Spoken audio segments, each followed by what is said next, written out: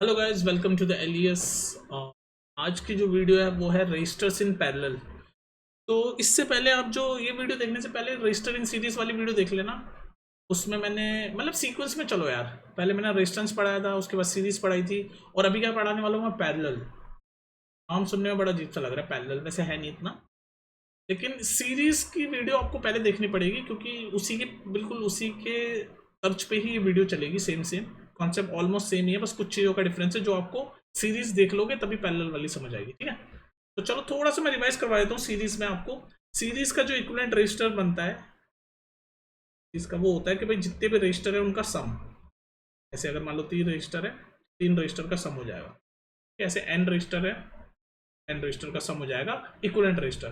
Parallel में क्या होगा वो अभी हम देखेंगे। दूसरी चीज मैंने आपको सीरीज रजिस्टर में बताई थी कि सीरीज में जो करंट होता है वो सेम रहता है। मतलब हर रजिस्टर में करंट सम रहता है, current same across all the register. Series में जब होते हैं, सीरीज ये एस फॉर सीरीज, जब हम सीरीज में होते हैं तो करंट क्या रहता है, सेम। ये ध्यान रखो, इस ये मैं डब्बे में बना देता हूँ। करंट हर रजिस्टर पे क्या होता है, same across all the register. ये बात तो क्लियर है। और क्या, जो करंट सेम रहता है लेकिन वोल्टेज डिफरेंट होता है, वोल्टेज इज डिफरेंट।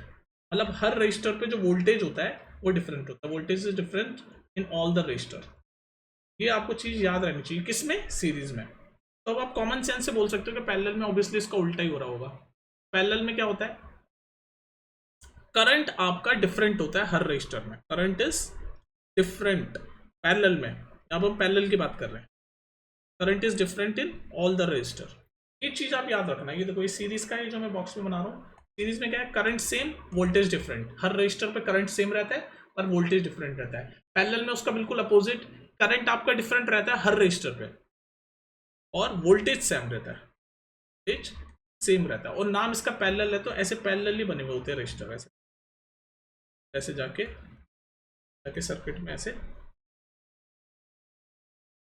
ज्वाइन होते हैं बेसिक।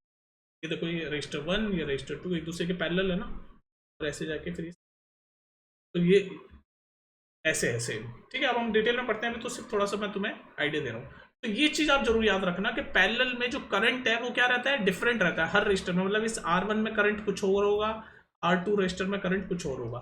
लेकिन जब हम सीरीज में होते थे, जैसे ऐसे सीरीज में ऐसे होता था जब हमारा इसका, तो ये R1 है, R2 है, तो इसमें क्या करंट सेम ही रहता है, करंट सेम ही रहता है थ्रू आउट पूरे सर्किट में, करंट सेम रहता है पर वोल्टेज चेंज हो जाता है। ये रजिस्टर 1 में वोल्टेज V1 है, रजिस्टर 2 में वोल्टेज V2 है। तो ये सीरीज वाली वीडियो आप डिटेल में देख लेना।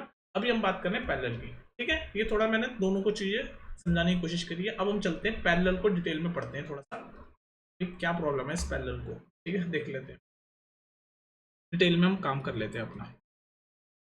Resistors in parallel, parallel. ठीक है, मैं एक सर्किट डायग्राम बना रहा हूँ कि ये आपका ये आपका एक ऐसे है। ठीक है, सेकेंड, ध्यान से देखो, ये वोल्टेज से आई करंट निकला इस पॉइंट पे जाके, या ये ऑरेंज साइड में गया, ऑरेंज वाले रजिस्टर में साइड, तो ये ब्रांच आउट हो गया I1 में। ये ब्लू मैंने कलर कोड किया, ब्लू साइड में गया तो I2 हो गया। तो मतलब ये जो आई करंट है बेसिकली दो टुकड़ों में या दो ब्रांच में खुल गया, पर ओवरऑल करंट तो इस वोल्टेज में से ये कैपिटल आई निकल रहा है। तो आप कॉमन सेंस से बोल सकते हो कि ओवरऑल कैपिटल जो आई करंट है वो बराबर है I1 प्लस I2 की, क्योंकि आई के ही दो ब्रांचेस खुले हैं बस। तो I1 प्लस I2 इक्वलेंट तो आई के ही है। यहां तक बात समझ में आ गई। तो और आपको ये भी अब समझ आ गया कि रजिस्टर्स में क्यों अलग अलग करंट होता है। मैंने शुरू में बताया ना कि जब रजिस्टर्स पैरेलल में होते हैं तो करंट उनके अंदर डिफरेंट होता है। तो आप देख लो, रजिस्टर 1 में I1 करंट है, रजिस्टर 2 में I2 करंट है, ये ब्लू वाला मैं दिखा रहा हूँ। ठीक है, अब आते हैं हम अपने ओम्स लॉ पे। ओम्स लॉ, ओम्स लॉ क्या कहता है, ध्यान से सुनना, यहाँ पर कंफ्यूज हो जाओगे वरना। ओम्स लॉ कहता है V equals to I R. यहां तक बात समझ में आ गई। ओम्स लॉ क्या कहता है, V equals to I R. अब जैसे अगर मैं, हमें पता है कि वोल्टेज तो सेम है, मैं बता चुका हूं शुरू में ही कि पैरेलल में हर रजिस्टर पे करंट डिफरेंट होगा लेकिन वोल्टेज सेम रहेगा। तो अगर मेरे को बताया कि I1 करंट है, मैं ओम्स लॉ लगाता हूं उस पर। I1 जैसे V equals to I R है, तो ओम्स लॉ से I इक्वल्स टू क्या होता है, V बाई आर होता है ना, ये ओम्स लॉ से। तो यहाँ पर मैं करंट पे, हर करंट पे ओम्स लॉ लगाता हूँ, तो I1 की वैल्यू क्या होगी, V तो सेम ही है, R1, ठीक है।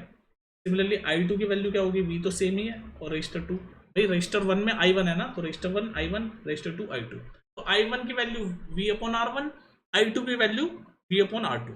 यहाँ तक बात समझ में आ गई। और अगर मान लो कोई तीसरा रजिस्टर होता, हम तो दो रजिस्टर का एग्जांपल ले रहे हैं, अगर कोई तीसरा रजिस्टर होता तो I3 is equal to V upon R3। यहाँ तक बात समझ में आ गई। बस ओम्स लॉ लगाया, क्योंकि ओम्स लॉ कहता है I is equal to V upon R, I1 equals to voltage same है तो V अपॉन R1, I2 is equal to voltage same है तो V अपॉन R2, ठीक है। अब देखो मैं डिराइव करने वाला हूँ एक चीज बहुत इंपॉर्टेंट, यहाँ तक समझ गए, यहाँ मैं लाइन खींच देता हूँ, ध्यान से सुनना। ये हमें पता है कि टोटल करंट, तो ये टोटल करंट I है वो I1 प्लस I2 है, मतलब जितना ब्रांच आउट हुआ है ये इसी में से हुआ है, तो इसमें हम वैल्यू पुट कर रहे हैं सबकी। तो I की वैल्यू क्या है, V अपॉन R, ये तो I तो टोटल करंट है, तो टोटल करंट की वैल्यू है V अपॉन R, मतलब इसका इक्विवेलेंट रजिस्टर, हम रजिस्टर्स इन पैरेलल या सीरीज में करते हैं क्या, इक्विवेलेंट रजिस्टर ही तो निकालते हैं, तो इक्विवेलेंट रजिस्टर पैरेलल में RP मैंने शॉर्ट में लिखा, तो ये हो गया इस साइड, और इधर क्या हो गया, I1 की वैल्यू V अपॉन R1, इसमें पुट कर रहा हूँ बस मैं, प्लस I2 की वैल्यू V अपॉन R2। यहाँ तक बात समझ में आ गई। ऐसे अगर तीसरा रजिस्टर होता तो V अपॉन R3 कर देते।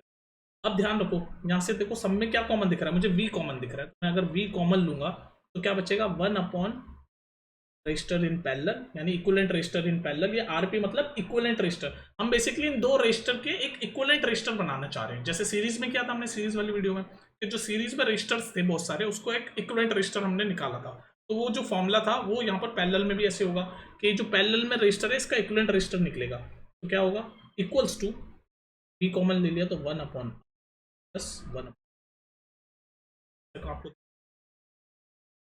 एक्सक्यूज मी, ये V कॉमन लिया तो ये V कट गया, यहाँ से ये V, और इन दोनों में से V कॉमन लिया ऐसे ना, मैथमेटिकल बात चल रही है। देखो ये V अपॉन RP था, ये I की वैल्यू V अपॉन R, और ये V अपॉन R1 I1 की वैल्यू, I2 की वैल्यू V अपॉन R2, तो इन दोनों में से मैंने V कॉमन ले लिया और इस V से कट गया, तो हमारा क्या बन गया, ये बन गया 1 upon resistor in parallel equals to R1 plus 1 upon R2।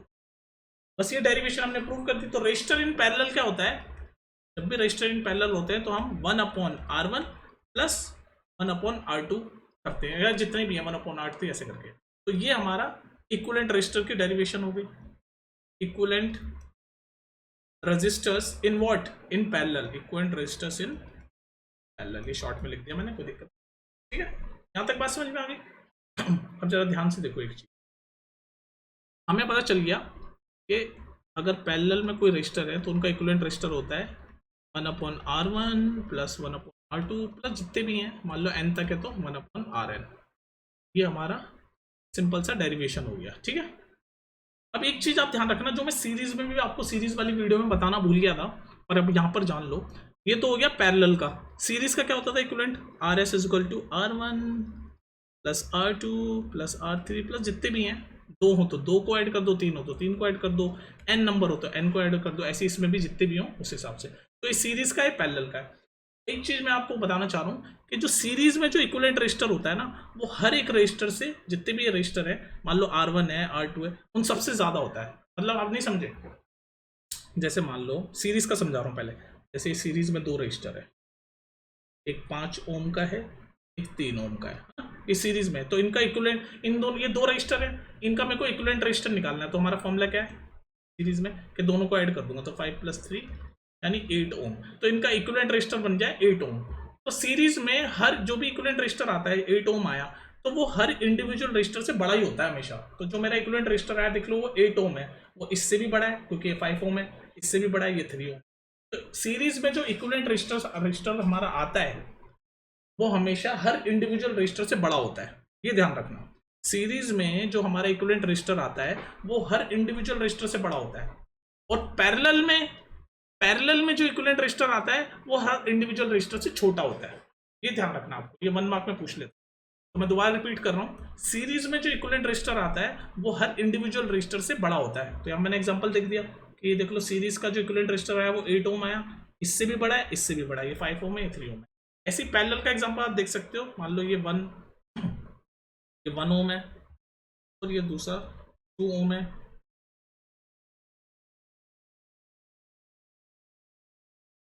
ये 2 ओम है, 2 ओम, और ये पैरेलल में लगे हुए हैं। तो इनका इक्विवेलेंट रजिस्टर कैसे निकालूंगा मैं, 1 upon RP is equal to 1/R1, 1/1 नहीं होगा, 1/R2।